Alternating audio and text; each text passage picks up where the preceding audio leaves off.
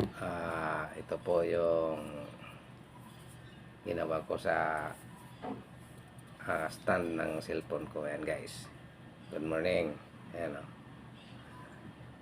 nilagyan ko siya ng tubo na may thread para tanggal-tanggal siya. Ayan,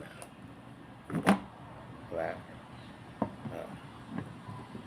Para halimbawa magdala-dala kayo sa bag nyo, pwede siya i-dismantle. Ayan, improvise lang yan. Yan, ito nabili ko to sa DIY. Tapos tinanggalan ko siya ng ganito kasi nga ginamit ko dati to sa motor. Kasi tumatama yung camera niya. Ngayon,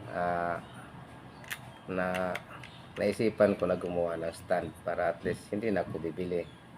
Tapos yung nabibili kasi na stand, delikado kay madali matumpa. Di katulad nito, ang bigat ng kahoy.